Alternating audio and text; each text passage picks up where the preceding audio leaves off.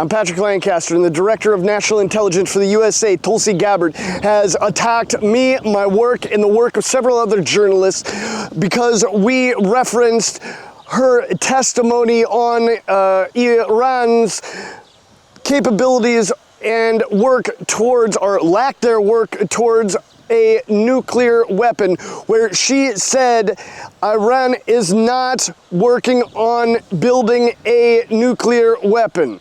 And she says these clips that we use were taken out of context. We showed her exact words during her testimony. I want you to watch her full testimony, or at least what she posted as her full testimony on her Twitter when she's attacking journalists for free speech. You watch it here and tell me what you think. And I'll point out, yeah, she did point out Iran has ballistic missiles, cruise missiles, drones that they're willing to use, and that Iran is the only country that has uranium enriched to 60%. That is not a country that has a nuclear weapon. But she also said, word for word, that they're not building a nuclear weapon. And this is also what the chief of the International Atomic Energy Association also said, that they were years away from a nuclear weapon with all of the evidence that they were seeing, and there was no credible evidence showing they were building a nuclear weapon. So you watch her video that she released, supposedly supporting the fact that we took her words out of context. You watch the whole thing, you comment below what you think she was saying. Iran continues to seek expansion of its influence in the Middle East, despite the degradation to its proxies and defenses during the Gaza conflict. Iran has developed and maintains ballistic missiles, cruise missiles, and UAVs, including systems capable of striking U.S. targets and allies in the region. Tehran has shown a willingness to use these weapons, including during a 2020 attack on U.S. forces in Iraq and in attacks against Israel in April and October 2024. Iran's cyber operations and capabilities also present a serious threat to U.S. networks and data. The IC continues to assess that Iran is not building a nuclear weapon, and Supreme Leader Khamenei has not authorized the nuclear weapons program that he suspended in 2003. The IC continues to monitor closely if Tehran decides to reauthorize its nuclear weapons program. In the past year, we've seen an erosion of a decades-long taboo in Iran on discussing nuclear weapons in public, likely emboldening nuclear weapons advocates within Iran's decision-making apparatus. Iran's enriched uranium stockpile is at its highest levels and is unprecedented for a state without nuclear weapons. Iran will likely continue efforts to counter Israel and press for U.S. military withdrawal from the region by aiding, arming, and helping to reconstitute its loose consortium of like-minded terrorists and militant actors, which it refers to as its axis of resistance. Although weakened, this collection of actors still presents a wide range of threats, including to Israel's population, U.S. forces deployed in Iraq and Syria, and to U.S. and international military and commercial shipping and transit. So you tell me, comment below, what do you think? Was I and other journalists being intentionally dishonest in taking her words out of context by us showing that President Trump does not care about what the intelligence community had to say about them saying that Iran was not making nuclear weapons? Look, this is what he has to say about it. You have that Iran is building a nuclear weapon. Your intelligence community has said they have no evidence that they are at this point. Well, then my intelligence community is wrong. Who in the intelligence community said that? Your Director of National Intelligence, Tulsi Gabbard. She's wrong. So now that Trump has brought the United States into this war and hit Iran's nuclear facilities, is this another war the United States is in under false pretenses?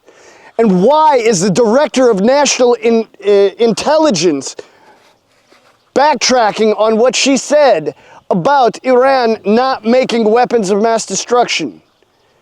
You tell me. Comment below. Am I wrong? Is Trump wrong? Is Tulsi Gabbard wrong? Who's wrong here? Who's right here? or is there gray areas? Please help show the world this video and all of my reports. Let me know in the comments below. Also comment, what should I do next? Do you like this format? What do you think about this reports and other reports? Should I go to Iran? Should I go to Israel? Should I go back to the Russia-Ukraine front line? Where should I go next? Please let me know what you think. There's so much more to come. Now that the U.S. is in this war on what is purportedly false pretenses, is this going to be a one and done? Or is the U.S. going to get into a ground war? The Iran's already saying there's no damage to the Fordo plant. Of course, they're going to say that, but who knows? How far is this going to get? Please also comment below. Comment for everything I'm asking. I really want to get your opinion. And also, remember, I'm here doing this work for you. So I want to show you a little bit of information that I gather. Of course, I don't like always just being on the side, but, you know, I'm trying to show you there's just so much happening in the world. I'm trying to bring you some information together that you're not going to get this compilation in other areas. And now I want to have a little side conversation. With the way the world's going, wars here, wars there, is World War III on the horizon? Who knows? But it's always important to kind of go back to the basics and look at the essentials of life and civilization for that matter. Whether it's grain, metals, gold, essential to our economy, and even copper, which has been called one of the most critical metals of our time. The backbone of electrification, AI, and renewable energy. And the demand has been skyrocketing with a limited supply, and that's drove it to an all-time high in 2024. And it's expected to double by 2030. And for mining companies, the race is on for the next big copper discovery. And that's why I wanted to talk to you about today's video sponsor, Giant Mining Corp. And it trades on the U.S. stock market at BFGFF and at the Canadian market at BFG. They offer exposure for investors to Nevada's possible next big copper, gold, and silver discovery. Giant Mining Corp has their flagship gold, silver, and copper mining exploration project in Majuba Hill, Nevada, in the heart of Nevada's world-renowned mining area. And they're focused on proving the next major copper deposit in North America. And Giant Mining Corp's Majuba Hill property is strategically in year-round excess property surrounded by world-class mining infrastructure. In fact, they have been drilling, intersecting 169.5 feet of 0.41% copper, including high-grade zones of 1.36 copper over 40 feet and an exceptional 4.36% copper over 10 feet. Giant Mining has an assembled team of seasoned professionals who have brought consistent results with a combined 38 years of copper exploration experience. Their Majuba Hill property benefits from exceptional infrastructure advantages that most copper projects can only dream of.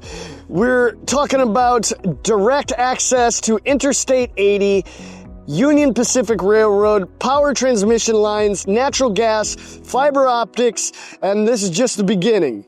With copper prices at an all-time high, the important for domestic mineral production is positioning Giant Mining Corp for explosive growth. And this is an opportunity for investors seeking the next wave of copper discoveries in North America. With Giant Mining Corp trading on several stock exchanges that also have comparable companies trading with billion-dollar evaluations, this gives Giant Mining Corp an extreme upside possibility for investors and future evaluations of the company. With their 10,000 acre property giving significant potential in this possible upcoming copper supercycle. Now you can check out Giant Mining Corp with the link in the description.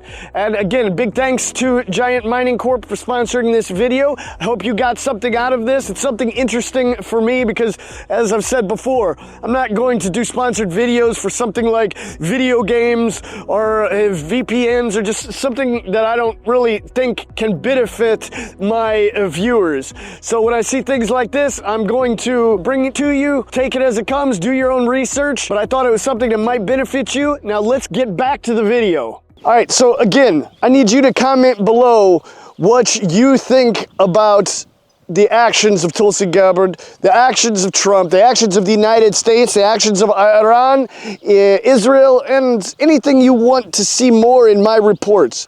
What do you think more about how I'm doing my reports? What else you want to see? How do you want me to evolve as a journalist for you? Please like, share, subscribe, and make sure you go down to the pinned comments and find my Substack link and in the description and on the screen, and go subscribe to my Substack because I got so much more coming there. We're out.